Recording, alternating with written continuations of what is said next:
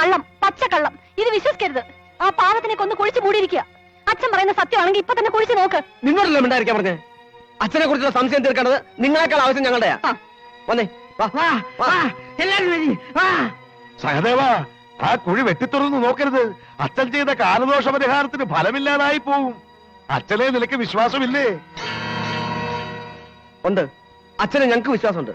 പക്ഷെ ഇവരുടെ തെറ്റിദ്ധാരണ ഇന്നോടെ തീർക്കണം.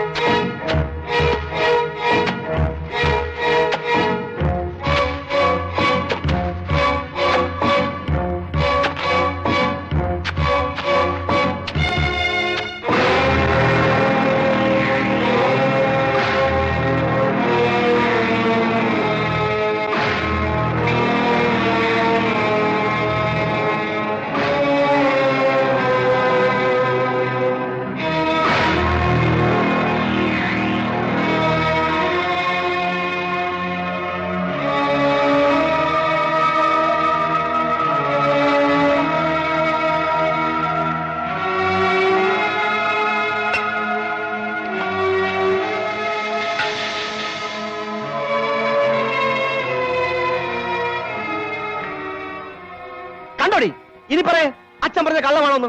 ഒന്നും അറിയാത്ത അച്ഛനെ നീയൊക്കെ കൂടി കൊലപാതകയാക്കി. മതിയായല്ലോ, തൃപ്തിയായല്ലോ. ഇല്ല, ഇതിലെന്തോ ചതിയുണ്ട്. അവളെ കൊന്ന് മറ്റെവിടെയോ കുഴിച്ചു മൂടിയിട്ട് കഴുതി കുടിച്ചെന്റെ തന്ത്രമായത്. ഞാൻ ഇത് വിശ്വസിക്കില്ല.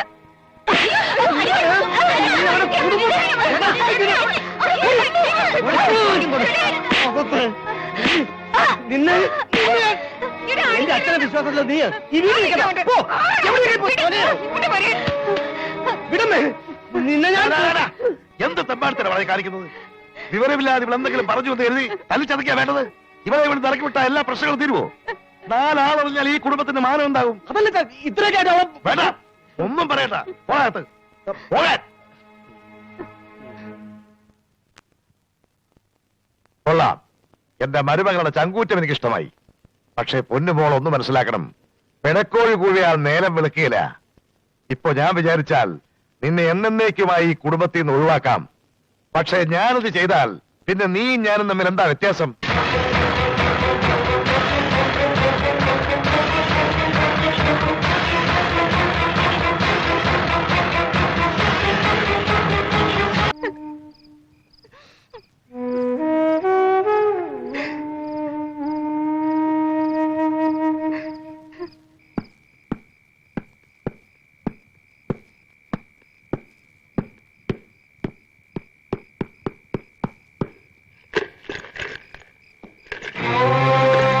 ദൈവമേ, ചതിച്ചോ? ആഹാ, ഇവിടെ വന്ന് നിൽക്കാണോ?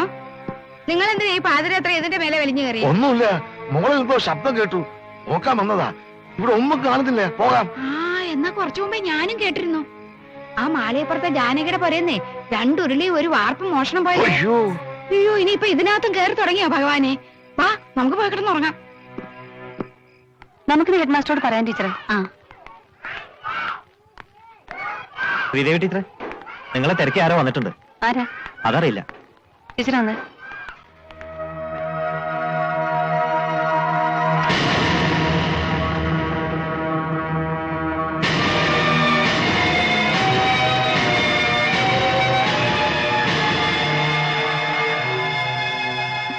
മായേ, എവിടെയായിരുന്നു ഇതുവരെ? എന്താ നിനക്ക് പറ്റിയത്? നിങ്ങൾ ആരാ? രാത്രി സെക്കൻഡ് ഷോ സിനിമ കണ്ട് തിരിച്ചു വരുമ്പോ വഴിയിൽ ബോധമില്ലാതെ കിടക്കുന്നത് കണ്ടു. കുഞ്ഞിന്റെ കരച്ചിൽ കേട്ടാ ശ്രദ്ധിച്ചത്. വണ്ടി നിർത്തി നോക്കിയപ്പോ ചോര വാർന്നൊലിക്കുന്നുണ്ടായിരുന്നു. ഉടനെ ആശുപത്രിയിൽ എത്തിച്ചുകൊണ്ട് രക്ഷപ്പെട്ടു. ബോധം തെളിഞ്ഞപ്പോ ആരാ എന്താ എന്നൊക്കെ ചോദിച്ചു നോക്കി. പാവം, മിണ്ടാൻ വയ്യെന്ന് അപ്പോഴാ അറിഞ്ഞത്. നടന്നു നോക്കി ഒരു കടലാസിൽ എഴുതി കാണിച്ചു. അങ്ങനെ ഇങ്ങോട്ട് കൂട്ടിക്കൊണ്ടുവന്നത്. എന്താ ഉണ്ടായത്? മാ എന്തിനാ വീട് വിട്ടു പോയെ? ഒരു 2ാം കെട്ടിന് സമ്മതിക്കണമെന്നും പറഞ്ഞ് ഇതിന്റെ ഭർത്താവ് എന്തോ കടലാസിൽ ഒപ്പിടാൻ പറഞ്ഞു. സമ്മതിക്കാതിരുന്നപ്പോ പൊതിരെ തല്ലി. അടി കൊണ്ട് ഇവിടെ ബോധം കെട്ട് വീണു. അവരച്ഛനും മോനും കൂടി മരിച്ചു എന്ന് വിചാരിച്ചിട്ട് കുഴി വെട്ടി മൂടാൻ നോക്കി.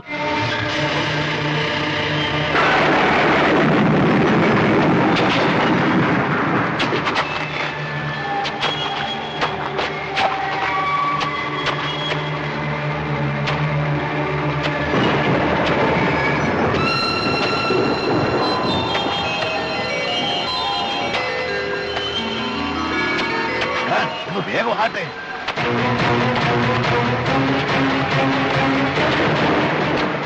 അച്ഛാ, അവളെ എവിടെയിട്ട് മൂടിയാ കുഞ്ഞിന് എന്ത് ചെയ്യും? വല്ല അനാഥാലയത്തിലേക്കുള്ള തള്ളാം. അതിവിടെ കിടന്നാലും ആവത്ത. നേരെ പോട് വെട്ട്. ഏതായാലും ദൈവാധീനം കൊണ്ട് ഇത്രയൊക്കെയല്ലേ വന്നുള്ളൂ. ഇനിയെങ്കിലും ഒരാപത്തും വരാതെ നോക്കണം. ഒരുപാട് പെൺകുട്ടികൾ എന്നോടൊപ്പം താമസിക്കുന്നുണ്ട്. പക്ഷേ മായി അവിടെ താമസിപ്പിക്കാൻ കൊള്ളില്ല. എന്താവശ്യം വന്നാലും അറിയിക്കാൻ മടിക്കരുത്. ശരി. സുന്ദരിമണിയുടെ വീട് ഏതാന്ന് ചോദിച്ചാ ആരും പറഞ്ഞു തരും. വരട്ടെ. ഈ ഉപകാരം ഒരിക്കലും നടക്കില്ല. വരട്ടെ മോളെ, വരട്ടെ.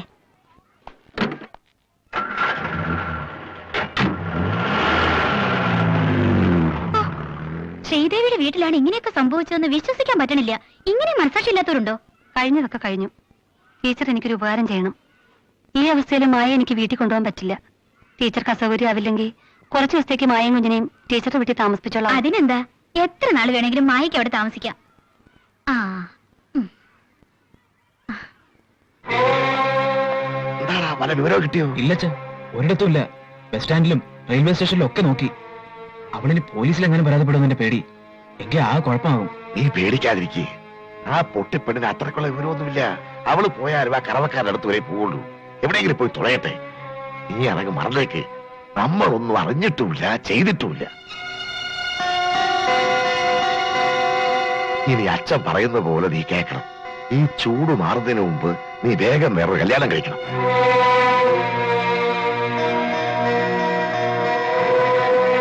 ഓക്കെ, നിന്റെ നന്മയ്ക്ക് വേണ്ടി അച്ഛനീ പറയുന്നേ. നമുക്കൊരബദ്ധം പറ്റിപ്പോയി, അത് പോട്ടെ. അതിനേക്കാൾ നല്ലൊരു ബന്ധം അച്ഛൻ ഏർപ്പാടാക്കി തരാം. എന്താ? അച്ഛന്റെ ഇഷ്ടം പോലെ. ആ മിടുക്കൻ. ചെല്ലേ ചെല്ലേ. രാത്രിയിൽ അപ്പുനെ മൂത്രം ഒഴിപ്പിക്കാൻ ചന്ദ്രേച്ചി പുറത്തിറങ്ങിയപ്പോ വരാന്തയിൽ എന്റെ നെഴല് കണ്ടത്രേ. അപ്പൊ തന്നെ ഒച്ച വെച്ച് എല്ലാരും വിളിച്ചിരുന്നെങ്കിൽ അവരെ കൈയോടെ പിടിക്കായിരുന്നു. നന്നായി. എന്നാ പിന്നെ ചേച്ചി അവരടിച്ച് കൊന്നേനെ. ശ്രീദേവി, മീനു, ഞാൻ പോവാ. ഇനി ഇവിടെ നിന്നാൽ എന്റെ പിള്ളേർക്ക് അമ്മയില്ലാതായി പോവും. പട്ടിണിയാണെങ്കിലും മനസ്സമാനത്തോടെ കഴിയാലോ. എന്താ ചന്ദ്രേച്ചി ഇത്? അതിന് മാത്രം എന്താ അവിടെ ഉണ്ടായേ? നിങ്ങളൊക്കെ രാവിലെ ജോലിക്ക് പോയാ പിന്നെ ഞാനിവിടെ ഒറ്റയ്ക്ക. എപ്പോഴാ മായയുടെ ഗതി എനിക്കും വരുന്നതെന്ന് അറിയാൻ പറ്റത്തില്ല. പിന്നെ എന്റെ ആളിന്റെ സ്വഭാവം അറിയാമല്ലോ. മൂക്കറ്റം കുടിപ്പിച്ചാ മതി, എന്നെ മൂടാനുള്ള കുഴി അയാൾ തന്നെ വെട്ടിക്കൊടുക്കും. അയ്യോ, എനിക്ക് മതിയായേ എന്നെ നിങ്ങൾ ചന്ദ്രേച്ചി, ചന്ദ്രേച്ചി എങ്ങും പോകുന്നില്ല. വിട. തെറ്റ് ചെയ്തവരോടെ സൂക്ഷിച്ചു കഴിയുമ്പോ ഒന്നും അറിയാത്ത നമ്മളെന്താ പേടിച്ചോടുന്നേ? അങ്ങനെ പോയി അതോടെ തീരുവോ എല്ലാം? നമുക്ക് ഈ വിവരങ്ങളൊക്കെ എഴുതി പോലീസിലൊരു പരാതി കൊടുക്കാം. അവര് വന്ന് അന്വേഷിക്കുമ്പോ എല്ലാ പൂച്ചും പുറത്താകും. ആ, അത് ശരിയാ. നമുക്ക് ആ തള്ളയുടെ പേരും കൂടെ ചേർത്ത് എഴുതാം. പോലീസിന്റെ നല്ല ഇടി കിട്ടുമ്പോ തള്ളയുടെ മൂച്ചു വീഴും. ഇല്ല ചന്ദ്രേച്ചി, ഈ ആവേശത്തിൽ നമുക്ക് എന്ത് വേണമെങ്കിലും ചെയ്യാം. പക്ഷെ നമ്മൾ ഈ വീട്ടിൽ വന്നു കയറിയവരാ. ഇവിടെ നിന്ന് തന്നെ പൊരുതണം. അല്ലാതെ വീട് വിട്ടു പോയാലോ പോലീസിൽ പരാതി കൊടുത്താലോ നമ്മുടെ ലക്ഷ്യം നിറവേറില്ല. നമ്മൾ കാരണം ഈ കുടുംബത്തിന് ഒരിക്കലും ഒരു ദോഷം ഉണ്ടാകരുത്. ഇനിയും വൈകിട്ടില്ല. നമ്മൾ മനസ്സ് വെച്ച് ശ്രമിച്ചാ മായ ഇവിടെ തന്നെ തിരികെ കൊണ്ടുവരാൻ കഴിയും. അതെങ്ങനെ? നമ്മൾ പറഞ്ഞാൽ ഇവിടെ ആര് കേൾക്കാനാ? നമ്മുടെ ആണുങ്ങൾ പോലും നമുക്ക് എതിരല്ലേ. പെണ്ണുങ്ങൾ വിചാരിച്ചാൽ സാധിക്കാത്ത ഒന്നുമില്ല. നമ്മൾ ഒരുമിച്ച് നിന്നാ മതി. മായയെ തിരിച്ചു കൊണ്ടുവരാൻ എന്ത് കഷ്ടപ്പാട് സഹിക്കാനും ഞാൻ തയ്യാറാണ്. നീ പറയുന്ന ഒന്നും ഞാൻ വിശ്വസിക്കില്ല. ആ പാൽക്കാരനെ മലേഷ്യക്കാരാണെന്ന് പറഞ്ഞ് എന്നവൾ നമ്മളെ പറ്റിച്ചോ, അതോടെ അവൾ ആരാണെന്നും എന്താണെന്നും ഒക്കെ മനസ്സിലായി. ദേ, അവള് പറയുന്നതും കേട്ട് ഇവിടെ എന്തെങ്കിലും പ്രശ്നം ഉണ്ടാക്കിയോണ്ടല്ലോ. ആ, ആൾക്കാരന്റെ കാര്യത്തിൽ ഞങ്ങളും തെറ്റുകാരാ, സമ്മതിച്ചു. മായയുടെ ജീവിതത്തെ ഓർത്താ അങ്ങനെ ഒരു നാടകം കളിച്ചത്. അതുകൊണ്ട് ഞങ്ങൾ പറയുന്നത് ഒന്നും വിശ്വസിക്കില്ല എന്ന് വെച്ചാ കഷ്ടാ. പാവം, സംസാരിക്കാൻ പോലും കഴിയാത്ത കുട്ടി. അവളുടെ അവസ്ഥയൊന്നും ആലോചിച്ച് നോക്ക്. അച്ഛൻ പറയുന്നത് അനുസരിക്കണം, വേണ്ടെന്ന് പറയുന്നില്ല. പക്ഷെ ഞങ്ങൾ പറയുന്നതോടൊന്ന് വിശ്വസിക്കണം. ഭാര്യയും ഭർത്താവും ഒന്നാകുന്നത് 3 നേരത്തെ ആഹാരത്തിലോ സുഖത്തിലോ അല്ല, പരസ്പരം മനസ്സിലാക്കുന്നതിലും സ്നേഹിക്കുന്നതിലുവാ.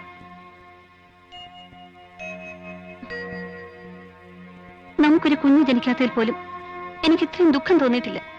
പക്ഷെ ഇത്രയും കാലം നിങ്ങളോടൊപ്പം ജീവിച്ചിട്ടും എന്നെ അല്പം പോലും മനസ്സിലാക്കിയിട്ടില്ല എന്ന് ഓർക്കുമ്പോ ഇത് വലിയ കഷ്ടമായി പോയല്ലോ. ശ്രീദേവി, നീ എന്ത് വേണമെങ്കിലും പറഞ്ഞു, ഞാൻ കേൾക്കാം. മേലാൽ ഇതുപോലുള്ള കള്ളക്കഥകൾ അച്ഛനെ പറ്റി പറഞ്ഞോണ്ടല്ലോ. ഞാൻ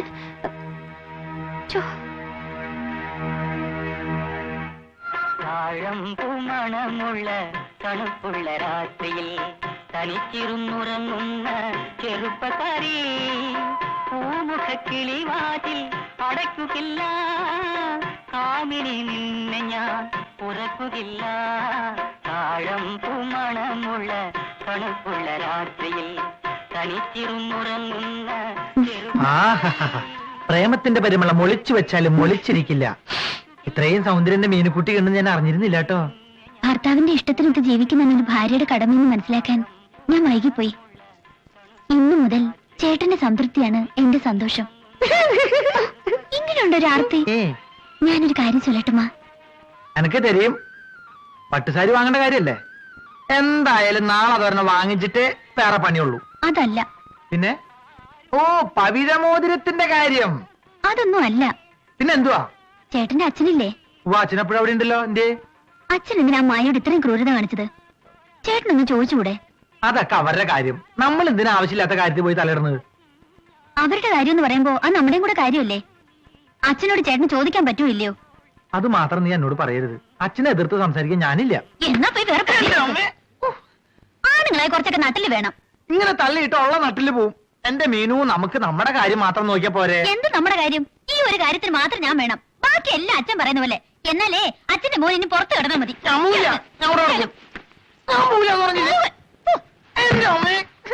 മീനു കിടന്നു. ഓഹോ, ഞാൻ വരും അങ്ങോട്ട് കിടക്കാൻ. ഞാൻ പറഞ്ഞു അനുസരിക്കില്ലല്ലേ?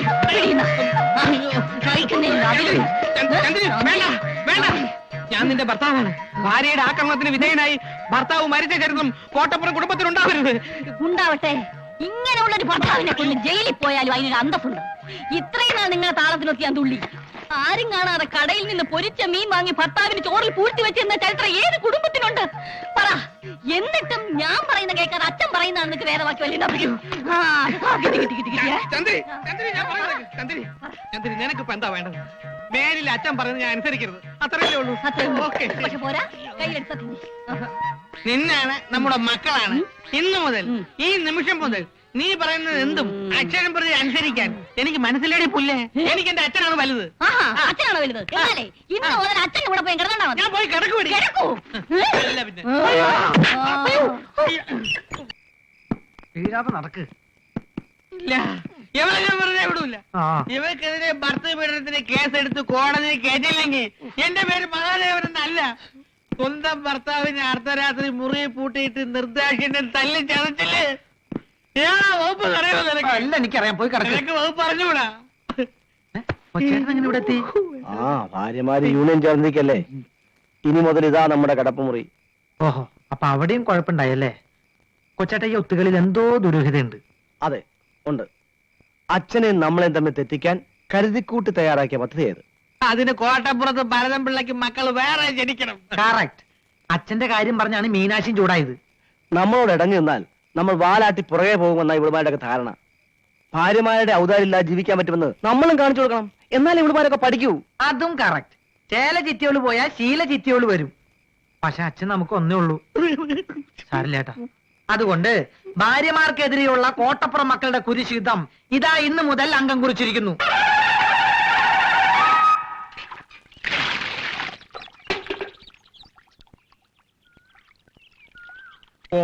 കോട്ടപ്പുറം വീട്ടിൽ ജനിച്ചോരെല്ലാം പൂപോലഴകുള്ളോരായിരുന്നു. ആണുങ്ങളായി വളർന്നോരെല്ലാം അംഗം ജയിച്ചവരായിരുന്നു. പറ്റിയ പാട്ട്. മുൻകോപക്കാരി, മുഖം മറയ്ക്കും നിന്റെ മനസ്സൊരു മുല്ലപ്പൂങ്കാവ്. മുല്ലപ്പൂങ്കാവ് കാണിച്ചു തരാവേ. പൂവിന് കോപം വന്നാലത് മുള്ളായി മാറുമോ തങ്കമണി? പൊന്നുമണി ചട്ടമ്പി കല്യാണി, തങ്കമണി പൊന്നുമണി ചട്ടമ്പി കല്യാണി. ജയിക്കാനാ ജനിച്ചവൻ ഞാൻ. തൊട്ടിയാണ്